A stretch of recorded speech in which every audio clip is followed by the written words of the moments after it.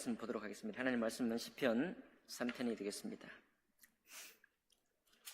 시편 3편 구약 성경 805쪽 가량에 있습니다. 시편 3편 우리 읽을 때 교독으로 봉독하겠습니다. 저 한 절, 여러분 한 절 이렇게 엇갈려가면서 같이 교독하겠습니다. 여호와여, 나의 대적이 어찌 그리 많은지요. 일어나 나를 치는 자가 많으니이다.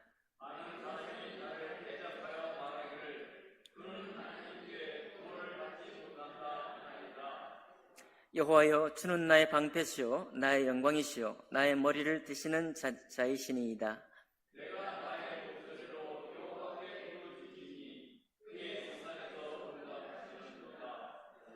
내가 누워 자고 깨었으니 여호와께서 나를 붙드심이로다.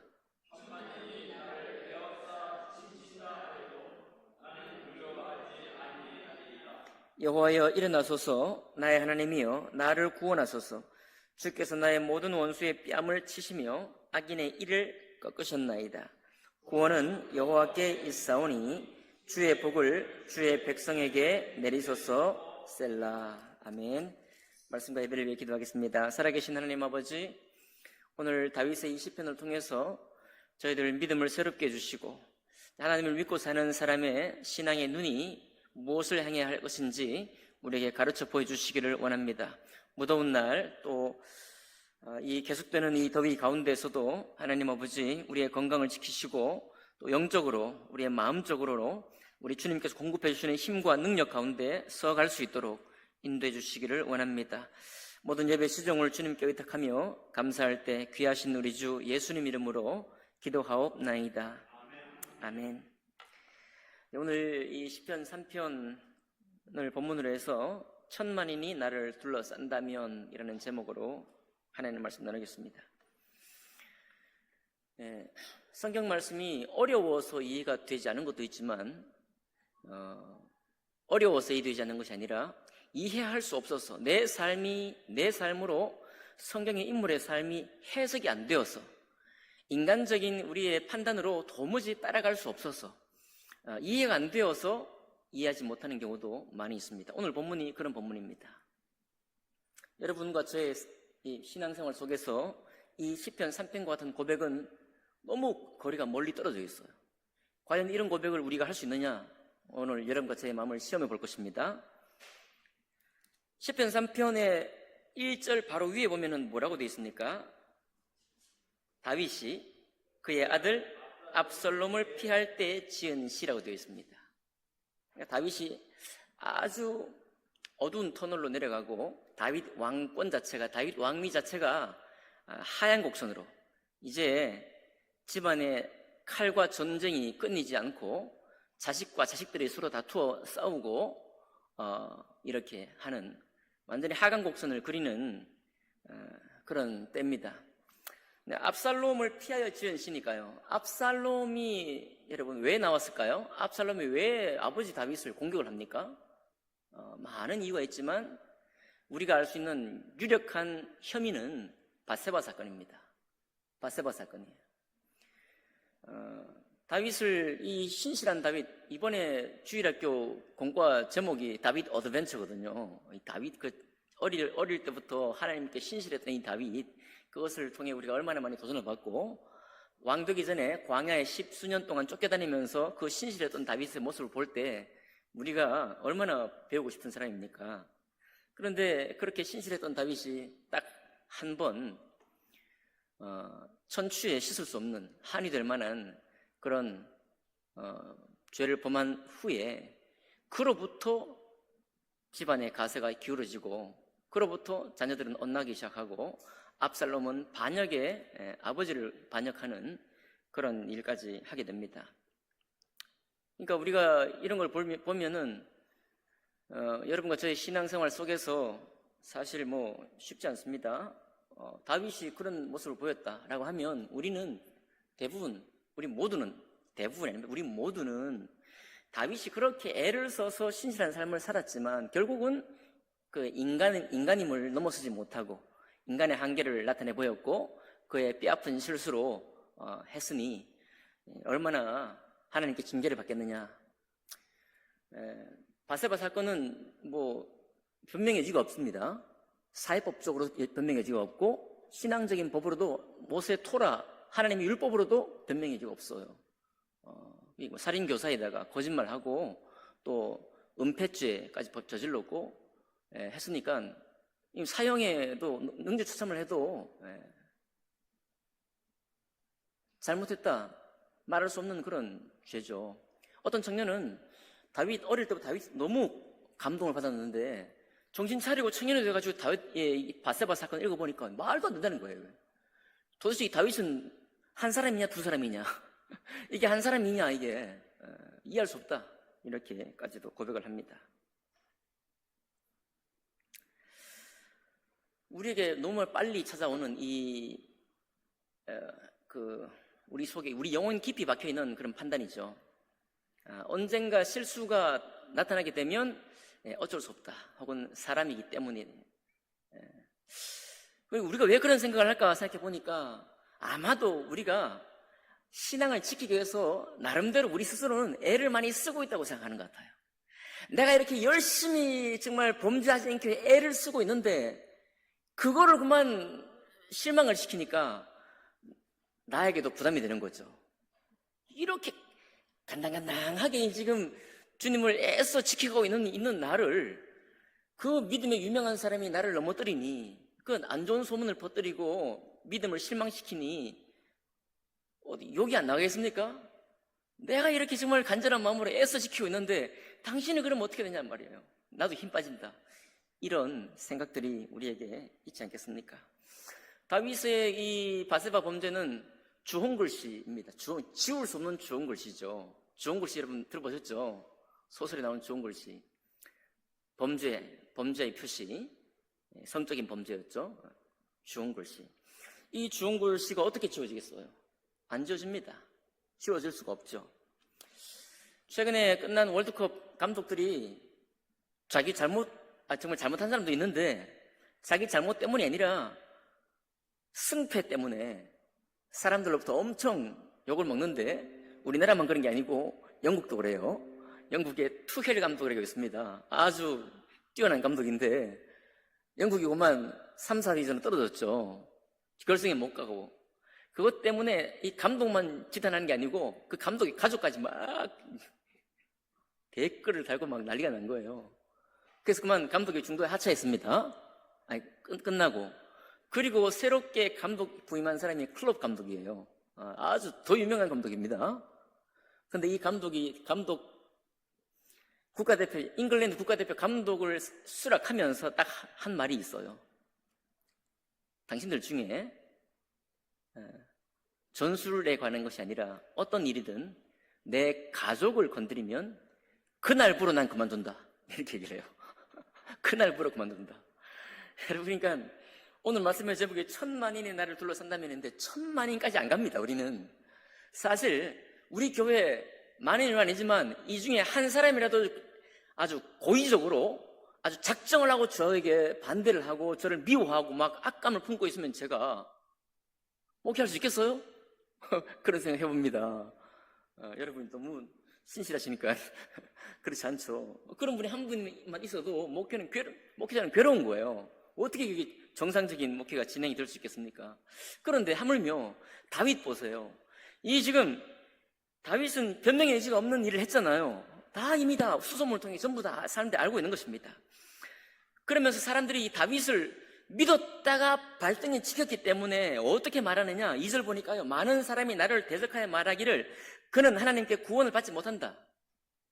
하나님 앞에 너는 하나님이 버렸어. 이렇게 말하는 거예요. 그렇게 말할 수 있겠어요? 없겠어요? 하나님이 얼마나 잔뜩 기대하고 애써서 신실한 마음을 넣어주고 정말 곰과 사자 가운데서 건져내시고 얼마나 다윗을 애지중지하게 키웠겠습니까?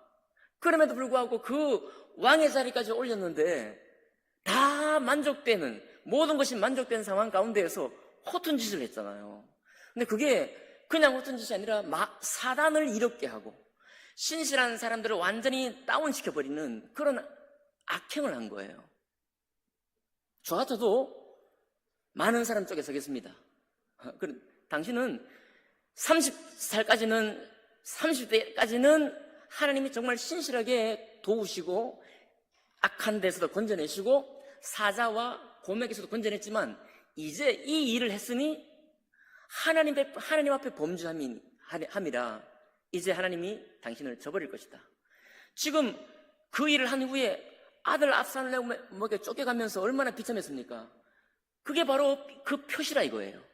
하나님께 버림받은 표시다. 그렇게 하는 것입니다. 시므이 같은 사울의 종교였던 사람은 뭐라고 했습니까? 저주까지 하잖아요. 예. 당신이 흘린 피가 당신 머리에 돌아간다. 뭐 그렇게 하는 겁니다. 사실 여러분 객관적으로 딱 보면요, 사울 왕가를 침몰시킨 장본인이 다윗이잖아요. 초대 왕 사울을 그 가계가 다윗 왕가와 다윗을 따르는 무리로부터 축출된 거예요. 굳이 정치적인 용어를 빌어 말하면은. 그러니까 사울 계보에 속한 많은 사람들이 피를 흘리는 것입니다. 다윗 편에 있는 사람들 쪽에 있는 사람들에 의해서. 그러니까 다윗이 피를 흘렸죠. 다윗이 또 수많은 전쟁을 했잖아요. 성전을 못 지은 이유가 뭡니까? 피를 많이 흘렸기 때문이라고 주님도 말했잖아요. 그러니까 그런 저주 할 수 있겠습니까? 충분히 할 수 있어요. 당신이 피도 많이 흘렸고 이렇게 천인공노할 정말 아무도 잊을 수 없는 그런 이 범죄를 저질렀으니 누가 당신을 건져내겠느냐라고 정죄하는 것입니다. 그럼 다윗같이 정직한 사람이면 자기 스스로도 자기를 책망하지 않겠습니까? 자기 스스로 자기를 저주하고 자기 스스로도 회복할 수 없는 이 범죄 가운데 내가 발각이 됐다는 사실 때문에 살 수 있겠어요? 웬만하면 살 수 있겠습니까? 그런데 천만인이 둘러 진치는 거예요. 천만인이 둘러싸고 너는 하나님께 버림받았어. 네 인생은 끝났어. 너의 인생은 전반기는 영광스럽게 지냈지만 후반기는 하나님께 완전히 버림받은 인생이야. 너는 끝이야. 라고 저주를 퍼붓고 요구를 하고 비난을 하고 잠이 오겠냐고요. 자기 스스로도 자기를 책망한 것 때문에 잠도 안 올 텐데 자기를 아는 모든 사람이, 심지어 자기를 칭송했던 모든 사람이 돌아서서 자기를 공격하는 그 살얼음판을 살아야 되는데 잠을 잘 수 있겠냐 이 말입니다. 여기까지 읽으니까 우리도 다, 여러분 중에 누가 이렇게 넘어져도 우리는 전부 다 많은 사람 편에 서게 될 것이다. 그런데 이제 인심 좋은 목사님이 한 분이 그랬습니다. 우리가 성도님들 함께 신앙생활 하시는데 여러분 사람들을 볼 때 웬만해도 인정하지 못하는 그런 사람이 되지 말고 웬만하면 인정하시는 성도님들 되십시오. 그렇게 권면하더라고요. 웬만해도 정말 애를 써가지고 신실하고 믿음 있는 일을 애써 딱 해도 그 정도 가지고 뭘 그래 하고 웬만해도 인정을 안 하는, 언젠가 실수할 거야. 언젠가 나를 내 이 신실한 믿음을 배반하겠지. 나를 실망시키겠지. 이런 눈을 뜨고 살지 말고 웬만하면 그저 한두 가지만 선한 일을 해도 야, 족하다, 잘한다. 웬만하면 인정하는 사람이 됩시다. 이런 얘기를 했는데 제가 30년 전에 들은 설교인데 지금도 기억이 나네요. 그 제목이 웬만하면입니다. 웬만하면. 그런데 다윗의 이 사건은 웬만하면이라는 이런 정도의 수사로도 해결이 안 돼. 이 웬만한 일이 아니기 때문이에요. 웬만한 일이 아니고 너무너무 실망된 일이기 때문에 그렇습니다. 이건 빠져나올 길이 없는 거예요. 여러분 같으면 어떻게 하겠습니까? 우리 같으면 어떻게 하겠어요?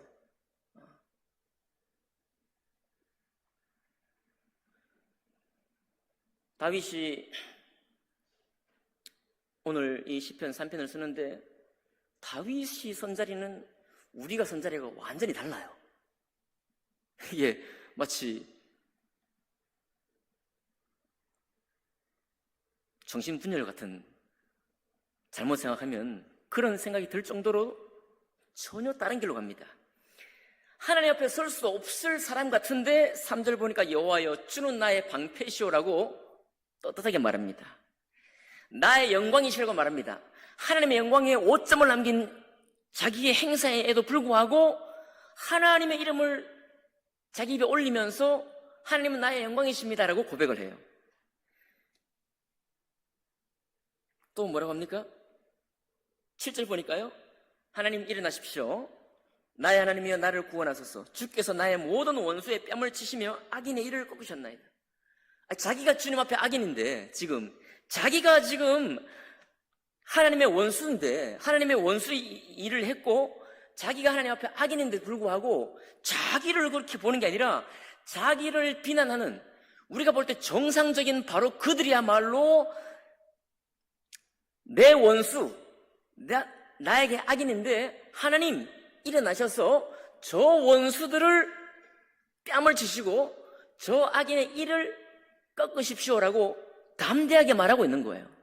이 정신이 있는 겁니까? 정신이 나간 겁니까? 라고 말할 정도로 이해될 수 없는 고백이에요. 이해가 안 되는 고백입니다. 얼마나 많은 유명한 이름을 얻고 유명 인사들이 검찰의 조사, 또 수많은 댓글에 괴롭힘 당한 것 때문에 인생을 저버릴 그런 경우가 많습니까? 이거는 그래서요, 당해보지 않은 우리는, 여러분 유명하지 않은 걸 당한 거로 생각하십시오. 당해보지 않은 우리는 그 짐이나 그 부담을 헤아릴 수도 없는 만큼의 그런 큰 짐입니다. 그 큰 짐을 다윗이 안 졌겠습니까? 다윗이 어떻게 이런 고백을 할 수 있을까요? 오늘 우리의 질문이 그겁니다. 왜, 도대체 무슨 생각으로, 무슨 신앙이, 무슨 믿음이 있길래 다윗은 이렇게까지도 담대하게 나가느냐? 하나님의 영광을 어지럽히는 정작 본인이 도리어 하나님의 이름을 불러서 나의 영광이라고 말할 수 있느냐 이 말이에요.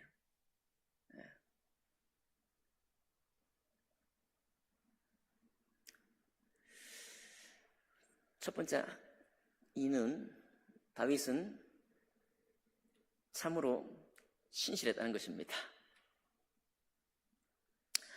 우리 주일학교 학생들이 다윗 어드벤처를 통해서 골리앗을 물리치고 사울 왕의 악신을 내어 쫓고, 그리고 광야 10여 년 동안 도망다니면서도 또 사울을 해하지도 아니하고 그 양심의 꺼리낌까지 느끼면서 오직 하나님만 바라봤던 그 신실함이 이 다윗에게 있었습니다. 여러분, 그러니까 우리가 어떤 사람을 판단할 때는 그 사람의 오늘 무너진 것 보고 그 사람의 이전 신앙을 다 덮어버리고 불살라버리는 것이 아니라 그 사람이 하나님 앞에 어떻게 행했는지, 그의 정직한 심령이 어떠한지를 먼저 바라볼 줄 알아야 되겠습니다.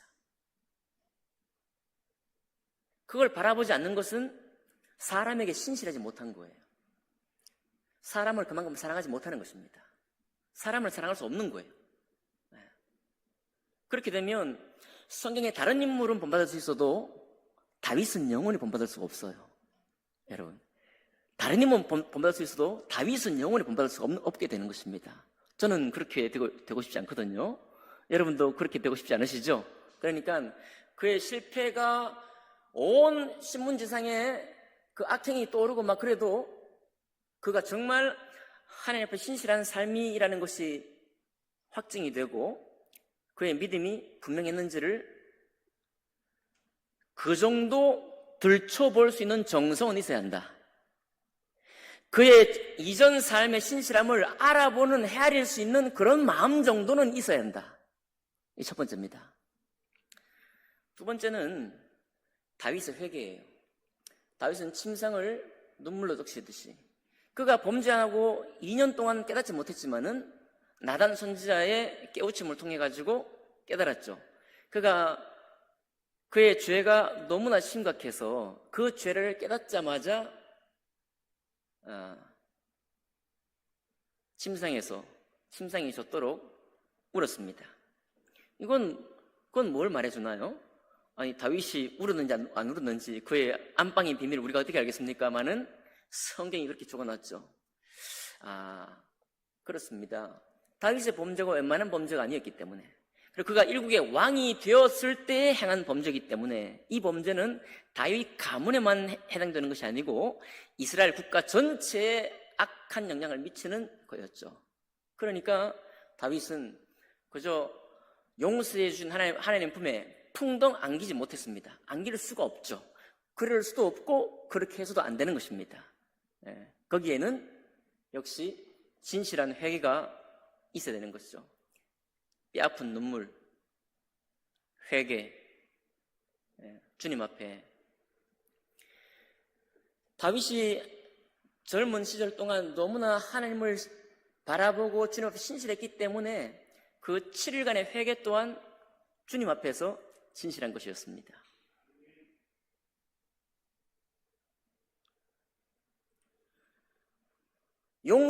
용서하신 주님의 품에 금방 풍덩 안기는 것은 불신앙이에요. 그런 죄를 범해놓고 주님은 날 용서하셨지. 만약에 그 생각으로 내가 범한 죄가 용서되거나 덮여진다고 생각한다면 그 사람은 거짓말쟁이에요. 여러분, 양심은요, 그 부담과 대가가 어떤 정도인지 압니다. 우리 양심이 알아요. 화인 맞은 양심이 아니면, 내가 범한 잘못이 얼마나 깊은 잘못인지 알게 되면 그냥 용서가 안 되는 거예요.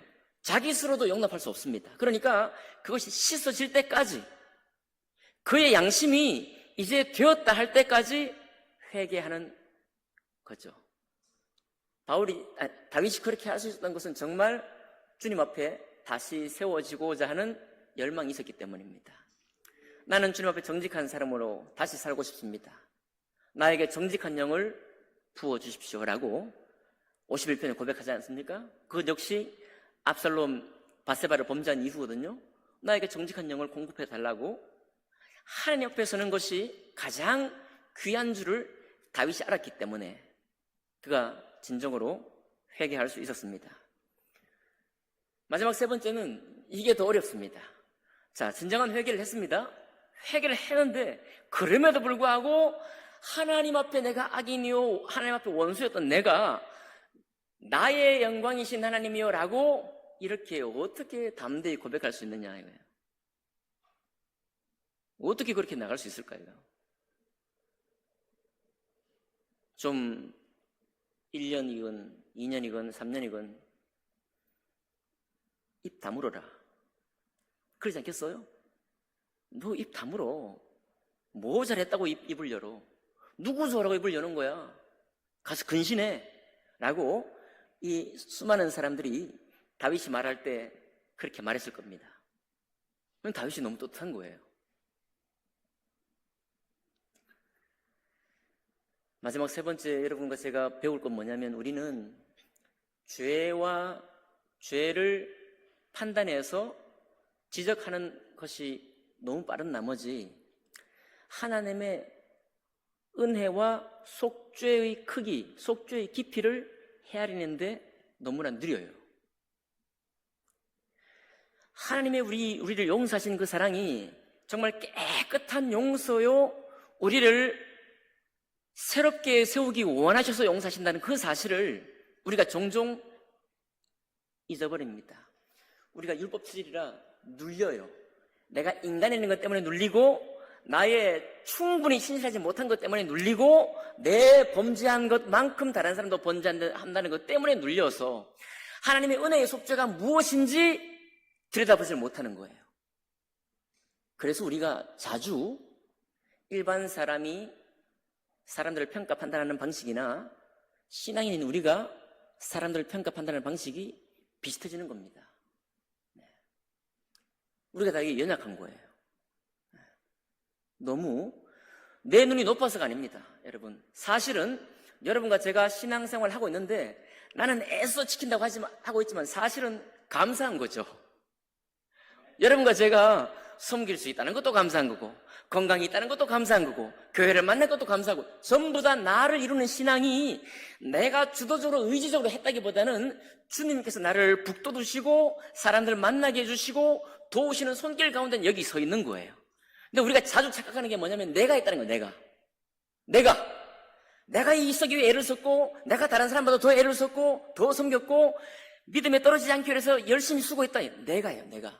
내가 강하니 나만큼 하지 못하는 사람들을 향해서 은혜의 깊이를 알기보다는 그를 밀어내는 쪽에 너무 발빠른 것입니다. 그러니까 다윗은 달랐던 거죠.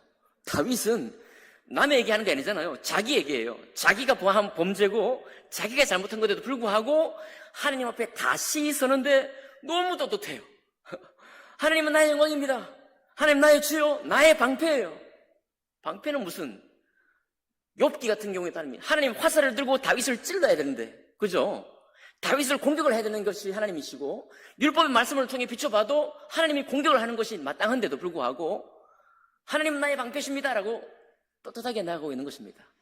도대체 이 거리, 우리의 평범한 신앙의 모습하고 다윗의 이 깨끗하게 정리된, 지울 수 없는 주홍 글씨와 같은 그 범죄도 불구하고 깨끗하게 하나님의 속죄함을 받은 사람의 새롭게 되는 그 마음이 얼마나 단정한지, 얼마나 정결한지, 얼마나 깨끗한지 우리가 놀라는 거예요. 여러분, 그러니까 우리 오늘 다윗 시편 3편을 통해서 뭘 정말 열심히 배워야 하는가 하면, 하나님의 은혜의 크기와 깊이가 얼마나 깊고 완전한지를 배우고 그것을 향해서 눈을 뜨려고 하는 그 신앙의 길을 우리가 배워야 하는 것입니다. 그래서 다윗이 신약에서 평가할 때 하나님 마음에 합한 사람이에요. 어떤 연예인이, 정말 그 운동을 열심히 하는 연예인이요, 아버지가 군인이었대요. 평생 집에 들어올 때부터 먼지를 있는지 없는지, 그 관물 때 뭐 검사한다고 그러잖아요, 군대에서. 그렇게 하고 들어왔대요. 그래서 그런 게 있으면 난리가 나는 거예요. 아버지인데도. 예. 우리가 우리 자신을 볼 때나 타인을 볼 때, 애써 많은 사람들을 바라볼 때 마치 관물대 검사하는 것처럼 그 먼지 어디 청소 안 된 곳이 없나, 언젠간 드러날 거야, 당신의 죄는 언젠간 드러날 거야, 이런 심령으로 신앙생활을 한다면 신앙생활을 그렇게도 할 수 있습니다. 다시 말씀드리지만 그 평생의 신앙생활을 해도 다윗 신앙이 이르지를 못해요. 하나님 마음에 합한 자가 되지 못합니다. 여러분, 구원의 주님은 한 번 만나는 것이지만 하나님께 합한다는 이 신앙의 명예로운 칭호는 인생 전체의 신실함을 통해 증명되는 거예요. 증명되는 것입니다. 그래서 우리 지금 아직 많이 부족하고 연약하지만 앞으로 우리는 그러니까 여러분, 남들 실망이 되는 소식들, 막 신실한 사람 넘어지는 소식들, 여러분 될 수 있는 대로 듣지 마십시오. 평생 도움이 안 돼요. 평생 우리 영혼에 도움이 안 됩니다.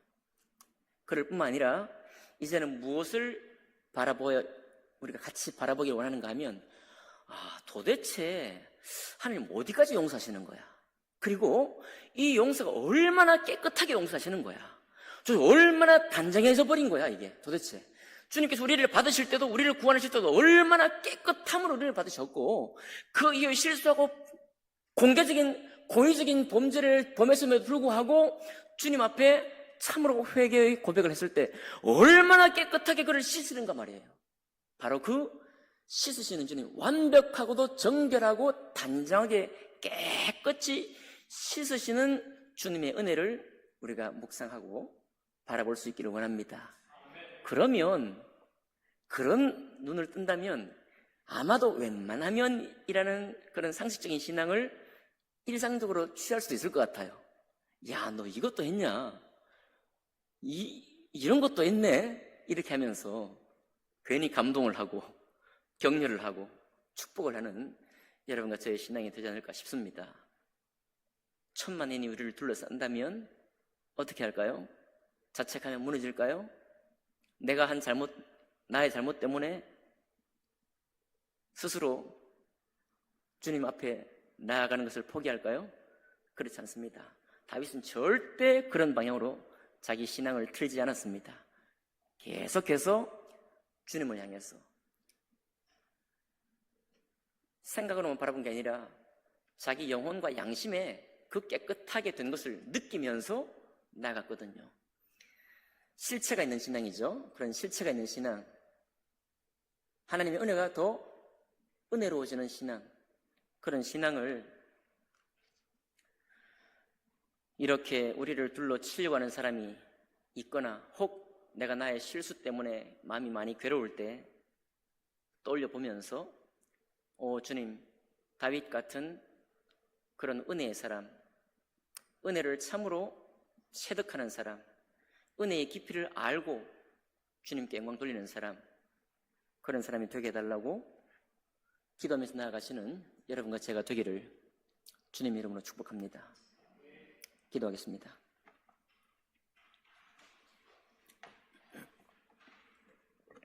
하나님 아버지, 감사합니다. 하나님, 우리가 무엇이 된 것이 아니요 전적으로 하나님의 은혜로 여기에 서 있음을 고백합니다. 뿐만 아니라 때로 다윗의 오늘 이 시편 3편이 우리를 놀랍게 하고 우리를 당황하게도 하는데, 그러나 주님께서는 바로 이 신앙을 원하신다는 것을 고백합니다. 아버지 하나님, 주님의 은혜가 얼마나 깊고 풍성한지 깨달아 알아가는 저희들의 남은 신앙의 여정이 될 수 있도록 축복해 주옵소서. 주님께서 또한 주의 오른손으로 저희 모두를 만지시고 새롭게 하시고 깨끗게 하시고 강건하게 인도해 주시기를 원합니다. 모든 말씀 감사드리며 귀하신 우리 주 예수님 이름으로 기도하옵나이다. 아멘. 아멘.